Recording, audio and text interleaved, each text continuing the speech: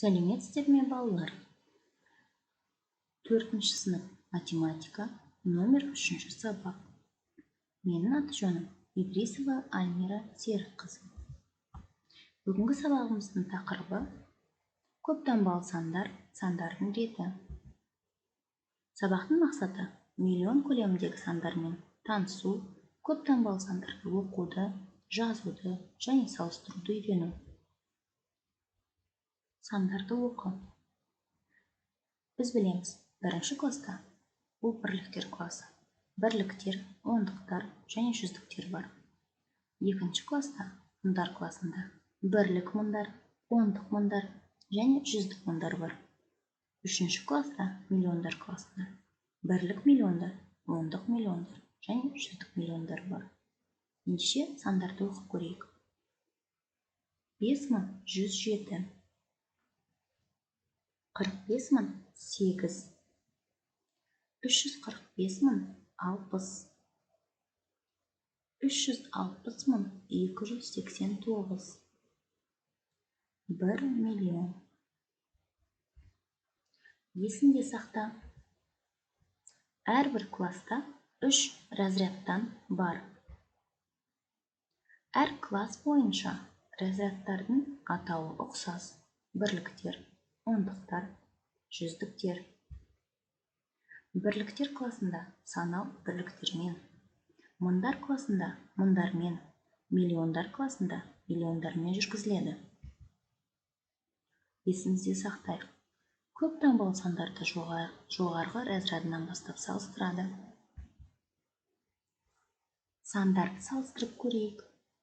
5980 9000, 125 және 55352, 33000 және 100055, 489000 және 213478, 600000 және 65000, 999999 және 1 миллион. Енді балалар, өзіміз тексеріп көрейік. Көп таңбалы сандарды жоғарғы разрядынан бастап салыстырады.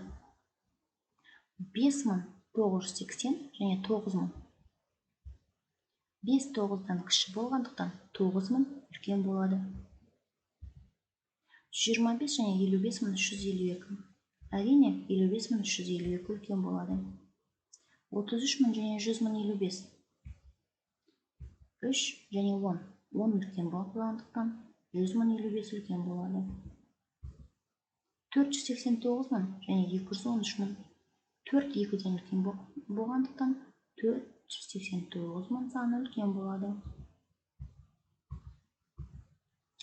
600000 және 65000. 650 65-тен үлкен болғандықтан 650000 үлкен болады. 999000 және 999 және миллион. 1 миллион үлкен болады. Өте жақсы балалар.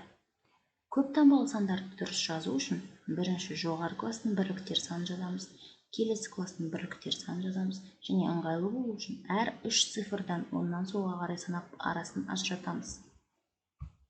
100.000 11, 101.000 1, 101.000 110, 110.000 100. Туристке айтылған сандарды дұрыс жазып көрсет. Шетелдік турист айтылған сандарды жазып алғысы келді, бірақ естуі бойынша жазғандықтан көп қате жіберді. Оған 505-ті атады, ал ол 5005 деп жазды. 550-дің орнына ол 50.050 деп жазды. 50.050-дің орнына 500.050 деп жазды. Мұқият қарап аламыз, балалар. 505 дегеніміз бұлай жазылады. 550 дегеніміз бұлай жазылады. Және 5050 дегеніміз осылай жазылады. Сандарды оқы. Сандарды разрядты қосылғыштардың қосындысы түрінде жаз.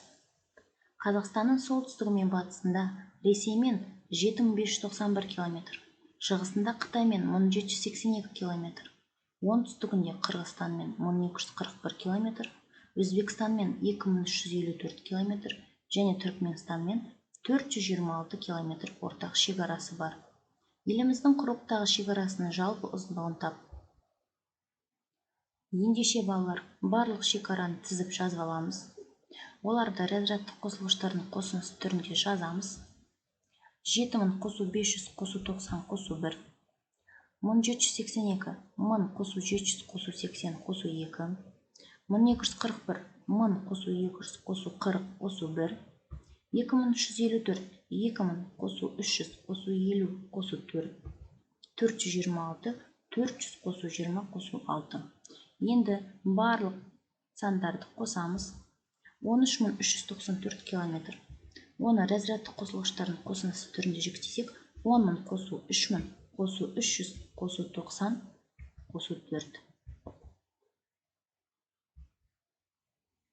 Ендеше балалар, бекітуге арналған сұрақтар. Бірінші сұрақ. Санды жазған кезде әрбір цифр нені білдіреді? 999.999-дан кейінгі сан қандай? 5 ондық мың, 400-дік, 8 ондық, 5 бірліктен тұратын сан. 950.450 санын разрядтық қосылғыштарға жікте. 950.450 санында қанша бірінші класстың бірліктері бар? Көптанбалы сандарды қалай оқиды? Санаудағы әрбір келесі сан алдыңғы саннан қандай болып келеді? Өзімізді тексеріп алайық. Санды жазған кезде әрбір цифр разрядты білдіреді. 999.999-дан кейінгі сан бұл 1 миллион. 5 ондық мың, 400-дік, 8 ондық, 5 бірліктен тұратын сан 50.485. 950.450 саны разрядтық қосылғыштарға жүктеген кезде 900.000 қосу 50.000 қосу 400 қосу 50. 950.450 санында қанша бірінші класстың бірлігі бар? 450 бірлігі бар. Көптанбалы сандарды қалай оқиды? Жоғары разрядынан бастап оқиды. Санаудағы әрбір келесі сан алдыңғы саннан бір санға артық болып келеді.